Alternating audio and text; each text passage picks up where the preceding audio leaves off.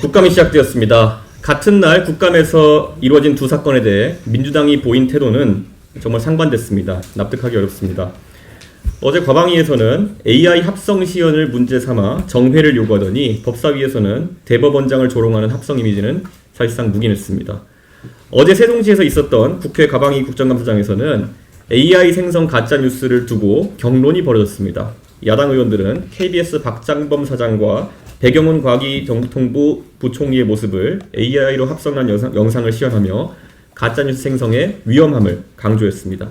그러나 더불어민주당 위원들은 특정 인물을 겨냥한 부적절한 질의라면서 격렬히 반발했습니다. 결국 여야 간 고성이 오가는 가운데 회의는 정회되는 등 파행으로 이어졌습니다. 그런데 같은 시각 국회 법제사법위원회 대법원 국정감사장에서는 충격적인 장면이 벌어졌습니다. 민주당이 비례위성정당으로 국회에 입성시킨 최혁진 의원이 조이대 대법원장의 얼굴을 임진왜란을 일으킨 도요토미 히데요시에 합성한 조요토미 히데요시 이미지를 들어보이며 대한민국 대법원을 일본의 대법원으로 만들려는 전략적 선택이라고 발언한 것입니다. 그러나 민주당 의원들은 이 같은 모욕적 행위에 대해서 별다른 제지를 하지 않았고 조이대 대법원장에 대한 노골적인 조롱은 그대로 이어졌습니다. 도요토미 히데요시에 비유하려면 조이대 대법원장의 행보 속에 닮은 점이 있어야 합니다. 도요토미 히데요시는 하급 무사 출신으로 끝없이 신분 상승에 집착했고 권력의 정점에 오른 뒤에는 측근 중심의 인사를 일삼으며 누구도 믿지 못했던 히스테릭한 인물이었습니다. 그리고 가진 것에 만족하지 못하며 천하인을 자처하며 침략까지 일삼았던 사람입니다. 그런 인물과 닮은 사람은 다른 곳에 있습니다. 민주당과 이재명 대통령이 집권 여당이 되었으면서도 끝없이 더 많은 권력을 추구하고 자신을 따르지 않는 사람은 모두 의심하는 태도는 바로 도요토미 히데요시가 꿈꾸던 천하인의 욕망과 닮아 있습니다. 천하인이란 일본을 넘어 조선과 중국까지 손아귀에 넣겠다는 과대망상에서 비롯된 개념이었습니다. 행정부와 입법부를 장악했으니 사법부까지 손에 넣겠다는 생각이야말로 끝없는 그 천하인의 덜 떨어진 꿈과 다르지 않습니다. 그러나 도요토미 히데요시는 결국 자신이 가장 견제하고 두려워하던 도쿠가와 이에야스에게 모든 것을 잃었습니다. 이는 무력으로 세운 권력이 오래가지 못한다는 역사적 교훈입니다. 조총 따위로 조선을 군사적으로 정복하면 모든 것이 끝날 것이라 생각했겠지만 결국 평범한 백성들이 의병의 이름으로 농기구를 들고 일어나 그 꿈을 꺾었습니다. 우리가 임진왜란에서 배워야 할 교훈은 조요토미 히데요시 같은 조잡한 언어 유희가 아닙니다. 수많은 조선 백성의 희생으로 꺾인 천하인의 꿈이 얼마나 허망한 것이었는지를 깨닫는 일입니다. 민주주의의 보루인 삼권 분립을 지키고자 하는 우리 국민들의 마음은 결국 조선왕조를 떠받들기 위한 강요된 충성심보다 훨씬 강할 것입니다. 조롱이 아닌 성찰, 모욕이 아닌 역사적 교훈이 오늘의 정치가 배워야 할 자세입니다. AI 국회의원 도입이 시급합니다. 최근 알바니아는 공공조달부 장관으로 디엘라를 임명했습니다. 놀라운 것은 디엘라는 사람이 아니라 AI라는 점입니다. AI가 한 정부의 장관으로 임명된 최초의 사례입니다.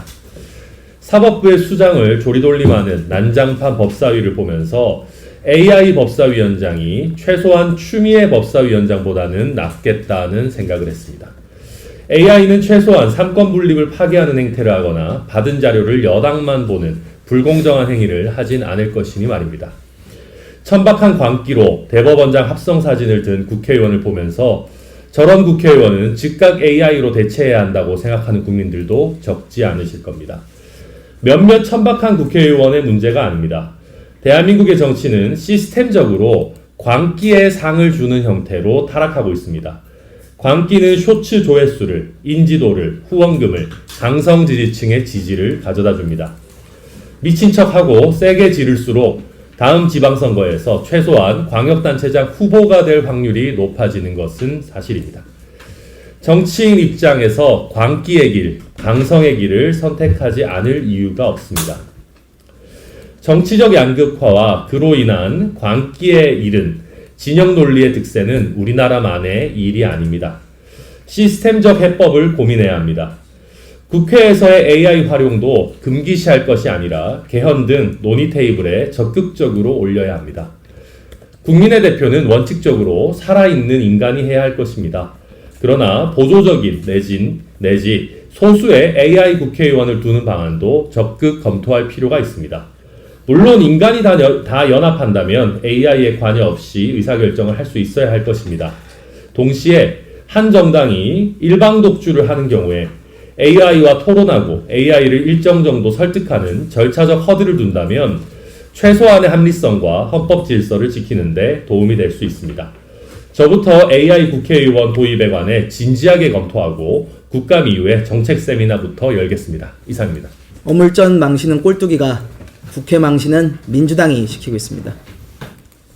어제 조희대 대법원장을 이석하지 못하게 하고 민주당과 그 아류들이 저지른 만행은 우리 정치사의 흑역사로 남을 것입니다. 진행 중인 재판에 관여하지 못하도록 국회법에 분명히 명시가 되어 있습니다. 그런데 법을 만드는 곳에서 앞장서서 법을 어겼습니다. 그렇게 불법 국감을 자행하고는 기껏 무엇을 했습니까? 조요토미 히데요시라는 조롱과 모욕으로 사법부를 조리돌림하였습니다.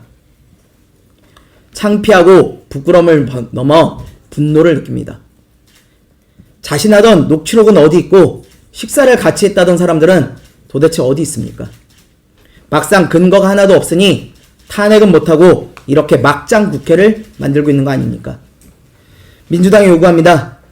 불법적 국정감사를 강행하여 삼권 분립을 흔들고 민주주의를 유린하는 추미애 법사위원장을 즉각 사퇴시키십시오. 진행 중인 재판에 압력을 가하는 부당한 행위와 의도가 너무나 뻔한 대법관 증언 시도도 당장 그만두십시오. 부디 국민 두려운 줄을 알기 바랍니다. 하나만 더 하겠습니다. 은혜를 원수로 갚는 나라를 이대로 두고 볼 수는 없습니다. 올 한 해 캄보디아에 우리가 지원할 돈은 4,353억입니다. 그러나 정작 우리가 돌려받은 것은 330건의 우리 국민을 상대로 한 강력범죄입니다. 대한민국 국민들이 수년째 캄보디아에서 납치, 살인, 강간, 고문 당하고 있다는 것을 뻔히 알면서도 강 건너 불구경만 하고 있습니다. 도대체 국가는 왜 필요한 것입니까? 외교 결례 같은 한가한 소리를 할 때가 아닙니다. 수단과 방법을 가릴 때도 아닙니다. 여행 금지 국가로 격상하고 ODA 원조 환수하고 군대 투입까지 할 수 있는 모든 것을 고려하십시오. 그래서 대한민국 국민을 즉시 구해오시기 바랍니다. 우리가 대통령에게 진정 바라는 것은 어색한 예능감과 CF 출연이 아니라 국민을 보호하겠다는 무거운 책임감과 사명감임을 명심하시기 바랍니다. 이상입니다. 예, 주희삭 최고위원입니다. 입헌 군주제란 군주의 권력이 헌법에 의해 제한되는 정치체제입니다. 그리고 대한민국은 입헌 민주제 국가죠. 민주적으로 선출된 권력이라 할지라도 헌법과 법률의 테두리 안에서 통제되어야 하는 체제입니다.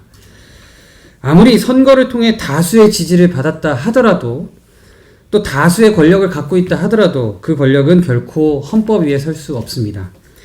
그 최소한의 제한과 통제의 장치이자 민주주의의 마지막 보루가 바로 사법부입니다.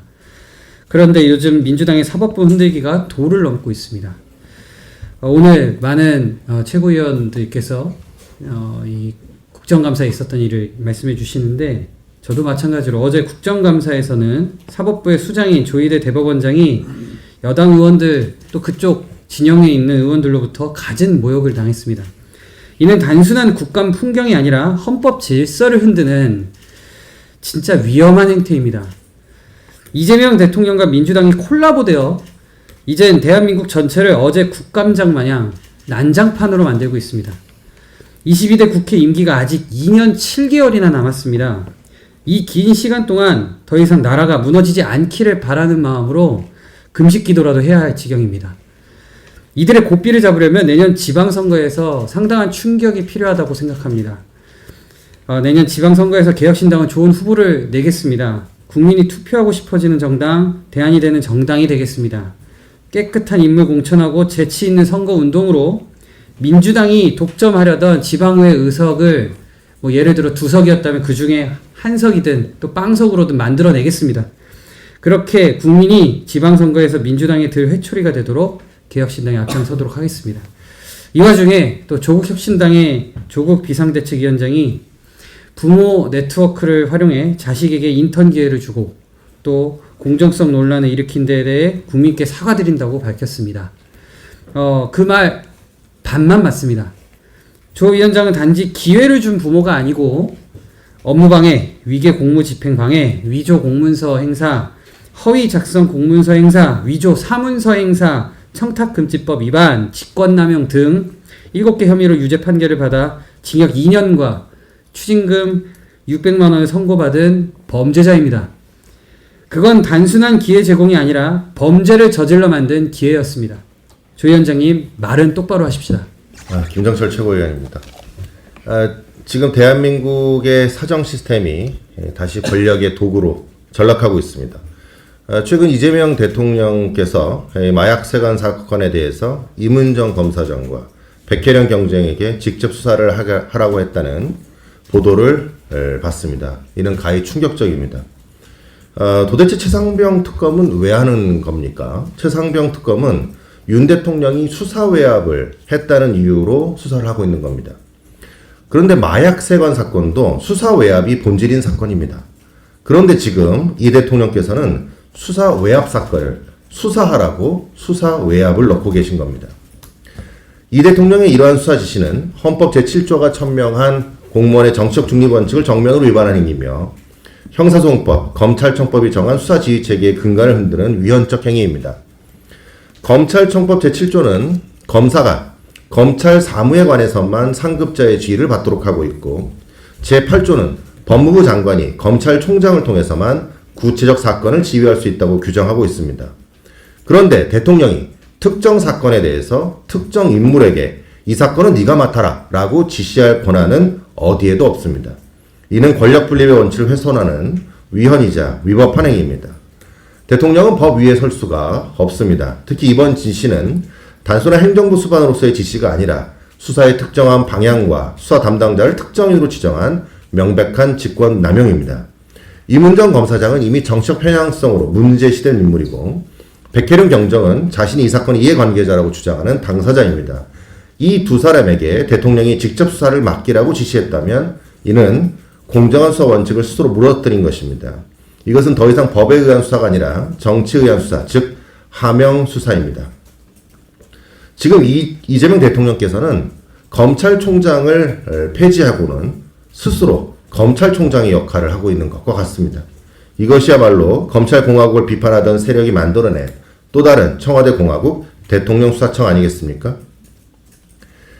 법치주의는 대통령의 의지가 아니라 법의 지배로 서야 합니다. 권력이 법 위에 올라타는 순간 국민의 자유와 정의는 무너집니다. 최근 저는 한 가지 충격적인 사실을 추가로 더 확인했습니다.